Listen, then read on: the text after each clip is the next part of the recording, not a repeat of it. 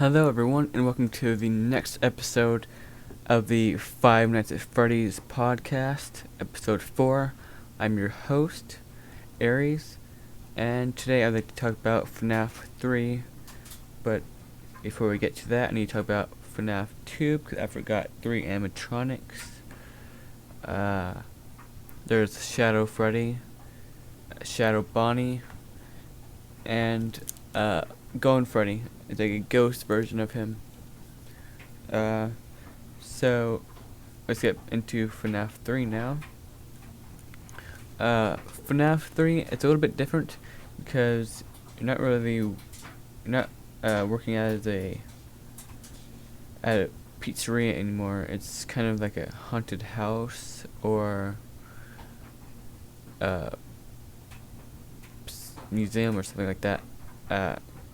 But the night guard that you are, or that I believe is, or how I perceive this game, is Kevin Rodney. So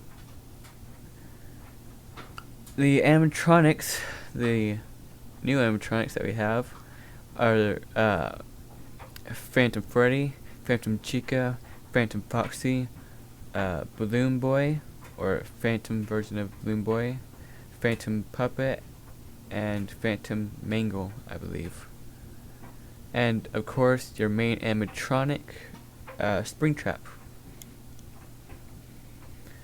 Now, I believe that Springtrap is William Afton, because like I said before, when in the first episode, I think it was, when we talked about William Afton, he died in a Springlock suit, and he was in the back room, and they ended up boarding that up, and no one found it, or no one talked about it, until they reopened the room, because the designer of the building told him it was in there, and all that stuff. So you can hear Phone Guy talking about that in Find Its Phrase 3. That's why I brought it up now when we're talking about Find Its Phrase 3. So let's get into it. So if Springtrap is William Afton, he died, but he doesn't really die. So he keeps on coming back. So he's the main animatronic they have to worry about. To keep him away, you have to push a button, and it does Balloon Boy's, or Phantom Balloon Boy's voice, saying hello, like in Five Nights at Freddy's 2. So that's the only way to keep him from coming into your office, except for there is a vent they can close just in case he gets into the vent. So now you're gonna have a few more problems in this game, like stuff like the air, or ventilation, the cameras, a few things like that you have to reset every jump scare that you get, because you just get random jump scares by the Phantom animatronics, because they're more like ghost animatronics, so they can't hurt you, but they can scare you. So you gotta worry about that. And Help Wanted, I believe if you look left, it'll get you. So yeah, Springtrap is the only real animatronic they have to worry about. So at the end of Five Nights at Freddy's 3, after you do all the nights, and I guess there's custom night. I can't remember. I haven't played that one in a while. The original one. I played Help Wanted, but the original, I believe there's a custom night and there's extras that you can get. Like see the jump scares and the animatronics and stuff like that. But at the end, you learn that Fazbear's Fright has burned down. They said it was a wiring or something like that. Now, as always, the game opens up with a help wanted, and then goes straight to the game. Now, this has some suits and stuff that you can see. There's posters that change, stuff like that. But if Springtrap gets outside of your room, there's like no stopping him.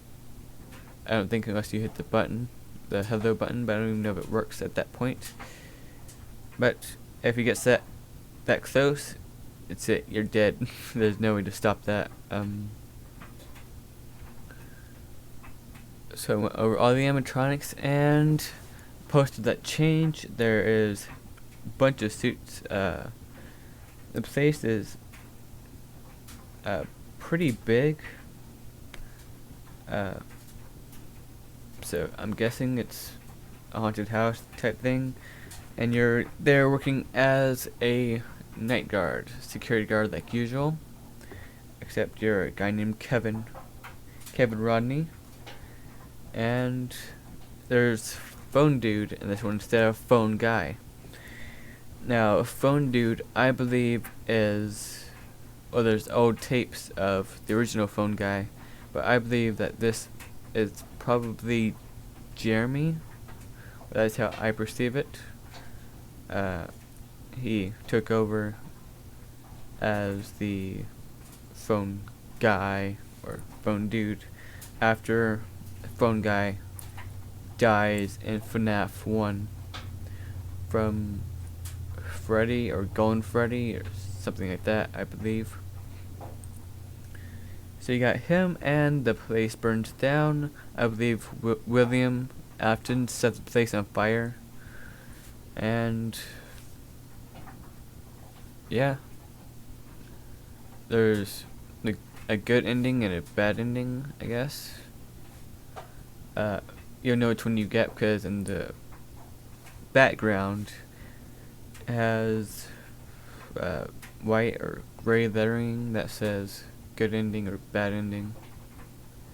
So yeah, and you'll see empty heads with lights coming out of them. And it's pretty much all we have for Five Nights at Freddy's 3. There's not a lot to talk about in that game. It's just pretty straightforward. So next time I'll be talking about Five Nights at Freddy's 4. That's gonna be a good one. For sure a longer one than this one. And that's it. This is Aries, and I'll see you next time. Bye.